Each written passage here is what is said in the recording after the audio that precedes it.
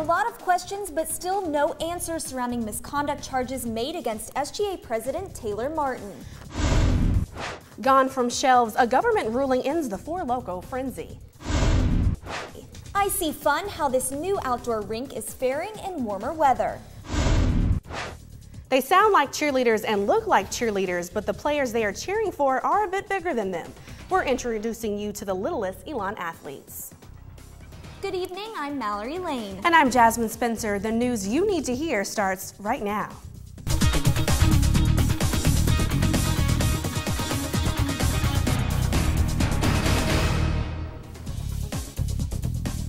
Phoenix 14 News first told you about misconduct charges being filed against Elon's student body president.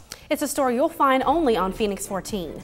Nick Oxner has been following this story since it broke and joins us live outside the SGA office with more. Mallory and Jasmine, student body president Taylor Martin will face charges of misconduct when he comes back from the Thanksgiving break. And even though we've been able to confirm those charges, we've not been able to learn much else.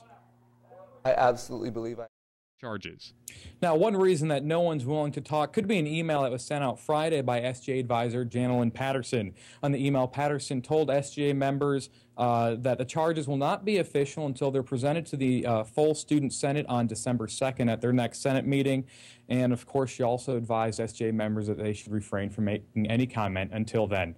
Of course, there'll be lots of development continuing in this story, and we'll be covering them for you all on Phoenix 14's website at phoenix14news.wordpress.com. But for now, we're live outside the SJ office in Mosley. Nick Oxner, Phoenix News. Thanks, Nick. Our team coverage of the SGA misconduct charges continues. Ben Runzitong joins us with an overview of the Elon judicial process. Ben, now what charges have been made and what's the next step? Jasmine, student government president Taylor Martin is slated to face misconduct charges and the SGA judicial process outlined in its constitution.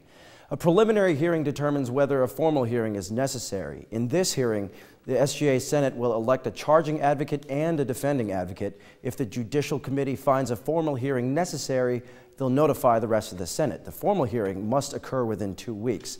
This hearing will ultimately decide the fate of Martin's SGA presidency. It'll be closed to the public and comprise all parties from the preliminary hearing as well as the entire SGA Senate. A 2/3 majority from the senators in attendance is needed to make a final decision. If this decision results in disciplinary action, it can include impeachment. This decision will be final and binding, and if Martin is removed, the executive vice president will immediately take the presidency. Back to you. Thanks, Ben. Here's what we're following in the Crime Watch tonight.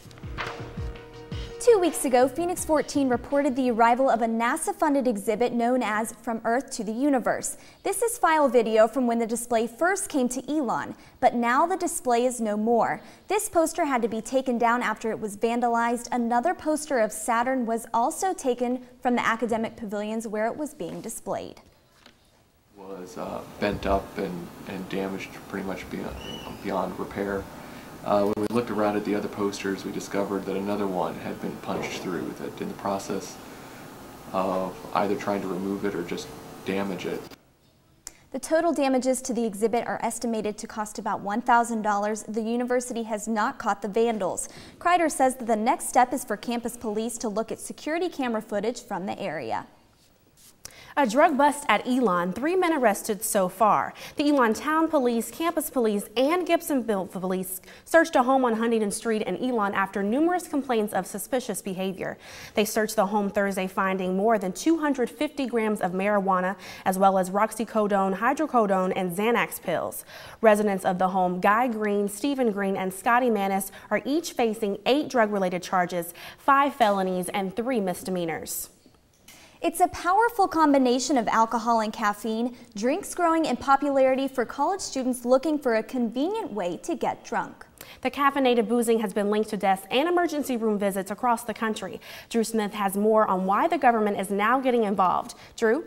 Jasmine, this drink is about to get a little less loco. The Food and Drug Administration ordered the companies that make alcoholic energy drinks like Four Loko to change their formula or face a ban. Four Loko maker Fusion Projects came out ahead of that decision with plans to drop caffeine and other stimulants from the drink. But the controversy has once again sparked concern about binge drinking. In a press release, Four Loko maker Fusion Products insists the combination of alcohol and caffeine is safe. But the caffeine-free version of Four Loko should start appearing in our store shelves in about 2 weeks. Mallory? Thanks, Drew. Most students at Elon have some sort of MP3 player, but is it possible that they can use them to get high?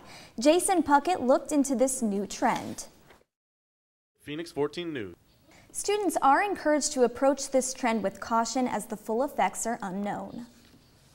The WSOE tower is looking for a new home. Construction plans in North area are forcing the radio station to start looking into a new location for both its tower and its transmitter. The tower is currently located on the top of Harding Dining Hall. Senior audio producer Brian Baker told Phoenix 14 there is no new location yet, but they hope to have one after Christmas break. They have hired an engineer to study options, but no approval has been given by the university. He says they hope this move will have little effect on the station's listeners. The club field hockey and baseball teams may also need a new home when construction of the Firehouse Fields begins next year. The Elon commitment plan calls for a senior village on the fields where both teams practice. Club Sports wants to create fields for these teams from land across the street from the intramural fields or from unused land in the Danley Center. If the decision is passed, construction will start next year. It is very important for club sports that these fields be built. Otherwise, several of our club sports will not be able to be active for the next school year. Coming up on Phoenix 14 News, Thanksgiving break, then a week and a half till those dreaded finals. We have the best strategies to manage both your studying and sleeping when the exam cram takes over. And some chilling fun just 30 minutes away. We'll take you to the opening of a new ice rink and show you how the ice stays frozen even during this warm weather. 25% off at the bookstore. That means one thing, a big Elon win. See how the Phoenix were able to dominate in the last game of the season. Coming up on Phoenix 14 News tonight.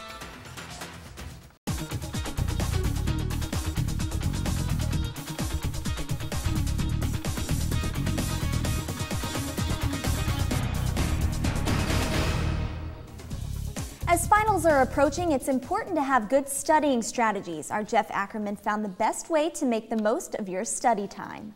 I think Last Friday, students slept outside on West Lawn to promote National Hunger and Homelessness Awareness Week. Participants constructed shelters with just duct tape and cardboard boxes.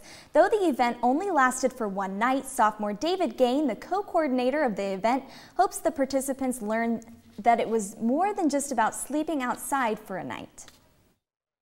this isn't just about staying out for one night. This isn't about being cold for one night. It's about finding what they can do beyond this. I want this to be a catalyst for a lifelong dedication to this cause, or to any cause that they might feel passionate about. Thousands of fans across the nation showed up at their local movie theaters Thursday night to see the beginning of the end of the Harry Potter series. The seventh movie matches the title of the seventh book, The Deathly Hallows. Unlike earlier Harry Potter movies, The Deathly Hallows is broken up into two parts. Part one of the final Harry Potter movie met mixed reviews from critics who said that it was the darkest movie so far. They also said because the book has been split into two movies, there was a lot more focus on the details than in the previous movies. Here's a glimpse of what local viewers thought about the movie. I loved it. I can't wait for the second. I have to tell the truth, I cried. Voldemort wins! It's over! Now let's take a look at what's going on in the Triad tonight. Last week, we reported a potential recount in a tight race for Alamance County District Attorney. The results are in, and Democrat Pat Nadolski was named the District Attorney. It has been a tight race throughout the campaign. Nadolski says it has been a hard one and a difficult one.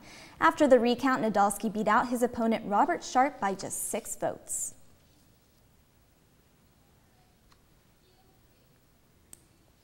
Those driving home for break will need to fill up their tanks. Here are the best prices for gas in Elon. If you're willing to make the drive, the best price is at the Hess on Webb Avenue for $2.69 a gallon. The Shell at the intersection of St. Mark's Church Road and South Church Street is the next best deal at $2.73. And if you fill up in Elon, both the Marathon and the Kangaroo are at $2.79 a gallon. Elon may be seeing more orange in the future. I spoke with officials and residents about a new construction project. The 2.5-year-long project is expected to cost $12 million. Airport security has gotten tougher, but it is not as tough as you think. The TSA listed some myths and facts behind the new security measures just in time for the holidays. Passengers have showed concern about the pat-downs and body scannings. According to TSA, the pat-down is not required. Passengers will only receive the pat-down if they set off the metal detector or opt out of an X-ray scan.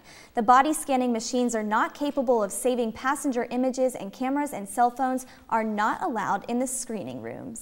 Still a little worried about being exposed? A new product is hoping to show a little less.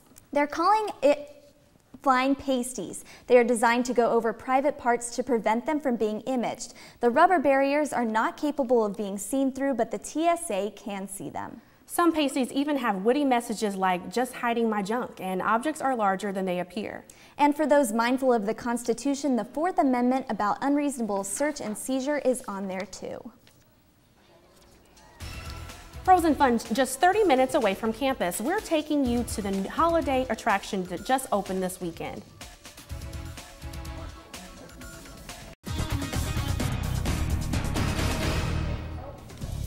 It's still November, but people in the Triad can already enjoy some frosty fun outside. Our Sophie Nielsen-Colding took a glide into downtown Greensboro for the opening of an outdoor ice rink. Phoenix 14 News. The rink is open now until January 22nd, and 90 minutes on the ice costs $80, which includes some skates. Also, tonight is student discount night, so bring your ID and skate for $6. The outdoor rink is on Davie Street in Greensboro, next to the Downtown Cultural Center. The youngest cheerleading squad ever in Rudd Stadium. Find out more about these little cheerleaders after the break. That's all the time we have for this Phoenix 14 News. Be sure to stay connected with us, and you can find us on Facebook and Twitter. Also, be sure to continue checking our website at phoenix14news.wordpress.com for the news that matters to you. I'm Mallory Lane. And I'm Jasmine Spencer. From all of us at Phoenix 14 News, have a great Thanksgiving break, Elon.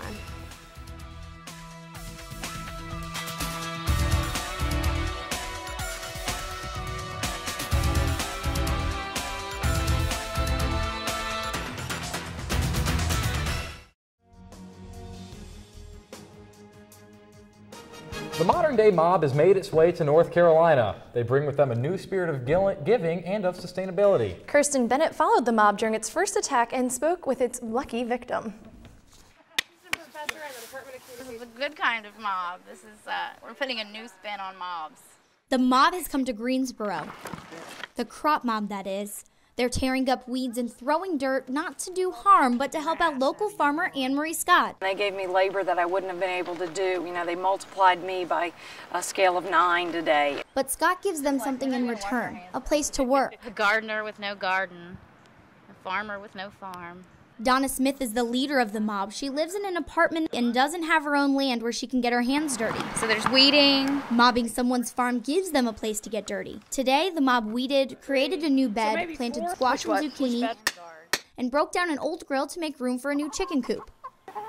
The mob targets its victims online, then harvests the team on Facebook to plan the attack. It's great, this whole idea that we just created cyber gardening. Scott needs the help. All this growing stuff is new to me. She recently moved to the heart of Greensboro and created this farm from scratch. I have 12 different kinds of tomatoes, I think 10 kinds of peppers, 7 kinds of potatoes. But all of these tasty fruits and veggies won't be staying at the Scottses. They're going to donate at least 10% of all that they grow. We're making a difference. We're trying to change people's mind about not just doing a little garden and growing a few tomatoes, but really being able to feed your neighbors or your friends and give back to the community. Scott is hoping this move will help revitalize farming in North Carolina. In 2007, the USDA reported a 2% decline in farmland statewide. The only type of farm to actually grow? Small farms like Scott's. It seems like organic's just not good enough for people anymore. And it's not good enough for Scott, who didn't want to just buy food from the store. She wanted to grow it. I mean, it's not just going to the frozen food section and grabbing a bag of something. Somebody had to physically go out there and pick peas and look at a pea and decide, is this pea ready to be picked? Now that job is up to her. The seeds in her yard will be food on her plate in just a few weeks. Now I know where my food comes from. My food has a face. With help from the mob's many faces, she'll be able to keep her plate full of food from her yard. The mob is here to stay. Empty wheelbarrows and packets mean this mob is done for now, so they'll head back online to find their next lucky victim. Kirsten Bennett, Phoenix 14 News. The crop mob Greensboro still hasn't planned its next attack, and if you're interested in joining the mob, you can find the link on our website at phoenix14news.wordpress.com.